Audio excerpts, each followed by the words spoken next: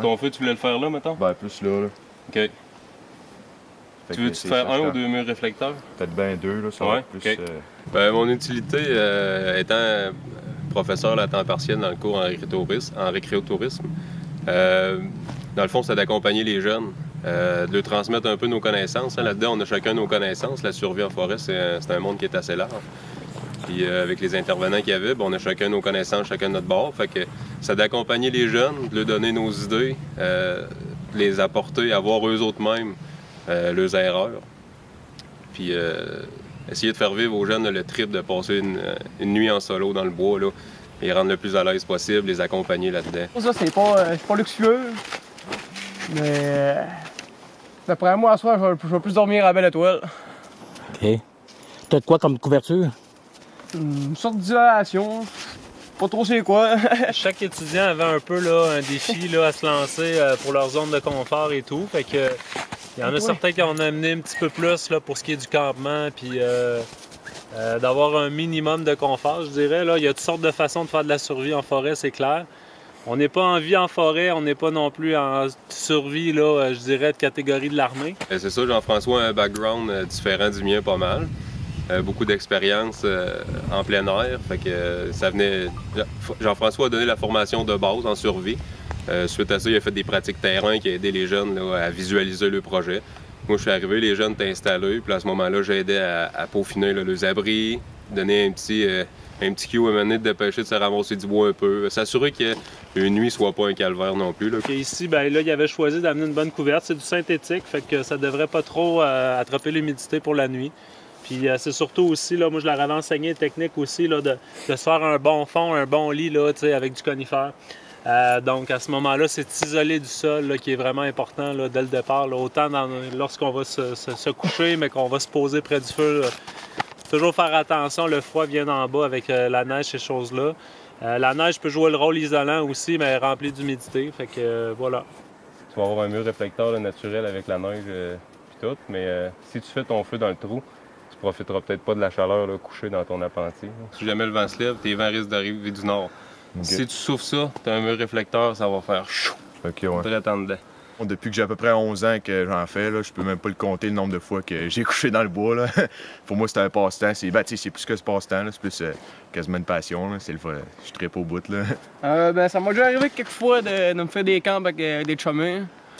Mais ça, tout seul, vraiment tout seul, c'est ma première fois.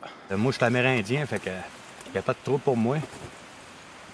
Puis mes parents, mon père, il est amérindien un peu, fait que il m'a appris des affaires pas mal. Là.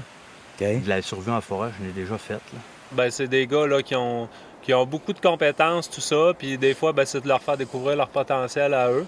Et puis, on a une bonne énergie, une bonne expérience de groupe à la date dans le cours. Fait que je trouve ça vraiment le fun. Ben, là, ça se passe bien pour ce qui a passé pour l'instant. Il en reste encore un petit bout. Ben, nous autres, on a fait des bons préparatifs de cette sortie-là. Fait qu'on en a parlé en groupe, on a eu accès, dans le fond, à une liste de matériel pour se préparer. Jaser de chacun un petit peu sa zone de confort, qu'est-ce qu'il voulait amener de plus ou de moins. On s'est pratiqué un peu. On s'est pratiqué aussi un peu. Hier, on a vraiment fait une mise en situation en groupe où on devait faire ce type d'abri-là. Ça peut toujours varier. On est ouvert à la créativité, mais il y a des bonnes bases là, dans le fond aussi. Avec un feu aussi, c'est une autre bonne technique. On parle des bons combustibles, les bonnes façons de se prendre, puis aussi un mur réflecteur. Il m'a laissé sur le bord du chemin, une petite trail dans le bois. J'ai mis mon flag pour qu'il puisse me repérer, savoir où est-ce que je suis parti. Puis là, à partir de là, je me suis aligné dans le bois, puis je me suis promené, puis j'ai trouvé mon spot. Puis j'ai décidé que c'est là que je le fais. Fait que là, j'ai ramassé mon bois, j'ai fait mon campement, ramassé toutes mes affaires, puis là, je vais me préparer pour passer la nuit ici. Demain, je me lève, je me sentir un petit peu plus fier, un petit peu plus sûr de moi. En arrivant ici, à l'endroit où on se trouve, on était capable de voir des menuisiers en train de réparer un chalet. Donc les jeunes ont pu observer les gars en train de rénover, faire de la rénovation, des notions de menuiserie qui leur ont été enseignées tout au long de l'année, des projets qu'ils ont faits. On a eu l'occasion de fumer du poisson. Une autre notion, des jeunes avaient fabriqué des fumoirs. Donc les jeunes ont eu la chance d'expérimenter ça, technique de fumage, ils vont voir le produit final, pouvoir goûter à leur projet. Hein. L'accomplissement est toujours, là, pour eux, c'est leur récompense, c'est la paye en bout de ligne. Suite de ça, une fois ça fait, à midi, hier, on a décollé.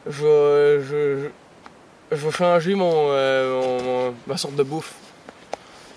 Parce que j'avais déjà fait, déjà préparé et tout. Une fois, je vais essayer d'amener ce que j'ai préparé. Là, puis, Tu seras à l'aise de pousser l'audace à, mettons, à te préparer de quoi sur ton feu, mettons?